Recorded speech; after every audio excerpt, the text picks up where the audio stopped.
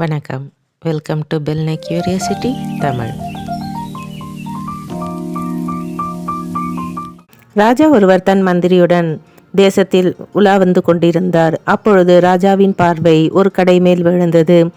அங்கேயே ரதத்தை நிறுத்தினார். ராஜா மந்திரியிடம், மந்திரி, எனக்கு இந்த கடைக்காரரை பார்க்கும்போது நாளையே இவருக்கு தூக்கு தண்டனை வழங்க வேண்டும் என்று தோன்றுகிறது. நான் இதற்கு முன் இவரை பார்த்ததும் இல்லை. ஏன் என்னுள் அப்படி ஒரு எண்ணம் வருகின்றது என்று எனக்கே தெரியவில்லை என்றார். அதன் பின் அங்கிருந்து போய்விட்டனர். மறுநாள் மந்திரி மாறுவேடம் பூண்டு அந்த கடைக்கு வந்தார். அந்த கடைக்காரர் ஒரு சந்தனக்கட்டை வியாபாரி. மந்திரி அவரிடம் சாதாரண வாடிக்கையாளர் போல, வியாபாரம் எல்லாம் எப்படி இருக்கிறது என்று கேட்டார். கடைக்காரரோ, என்னத்த சொல்றது, எல்லோரும் என்னுடைய கடைக்கு வருகிறார்கள், சந்தனக்கட்டையை முகர்ந்து பார்த்து புகழ்ந்து விட்டு போய்விடுகிறார்கள். யாரும் வாங்குவதில்லை. ஒருவேளை நம் நாட்டு ராஜா இறந்து விட்டால் அவருடைய இறுதிச் சடங்கிற்காக என் சந்தனக்கட்டைகள் அனைத்தும் விற்றுவிடும். அதைத்தான் எதிர்பார்த்து கொண்டிருக்கின்றேன் என்றார்.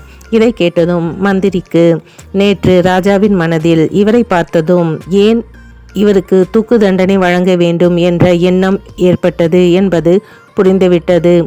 அதன் பின் மந்திரி கடைக்காரரிடமிருந்து கொஞ்சம் சந்தனக்கட்டைகளை வாங்கினார். கடைக்காரர் மிகவும் மகிழ்ச்சி அடைந்தார். மந்திரி அந்த சந்தனக்கட்டைகளை ராஜாவிடம் கொடுத்து, நீங்கள் நேற்று எந்த கடைக்காரருக்கு மரண தண்டனை கொடுக்க வேண்டும் என்று நினைத்தீர்களோ அவர் உங்களுக்காக சந்தனக்கட்டைகளை பரிசாக கொடுத்து உள்ளார் என்றார். அதை கேட்ட ராஜா, இவ்வளவு நல்ல கடைக்காரரை பற்றி நான் நேற்று ஏன் அப்படி நினைத்தேன் என்று கூறிவிட்டு சந்தனக்கட்டைகளை முகர்ந்து பார்த்தார். என்ன ஒரு அற்புதமான வாசம்! ராஜா மிகவும் மகிழ்ச்சி அடைந்து சில தங்க நாணயங்களை கடைக்காரருக்கு கொடுக்கும்படி கூறினார்.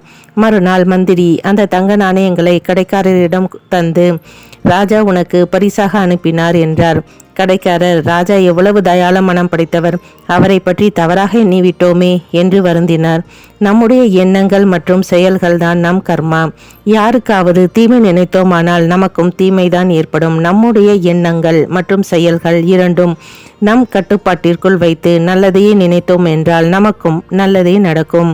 நம்முடைய செயல் மற்றும் குணம் நம்மை மட்டுமல்லாமல் நம்மை சுற்றி இருப்பவர்களையும் உணரச் செய்யும் என்பதற்கு இந்த கதை ஒரு உதாரணம்.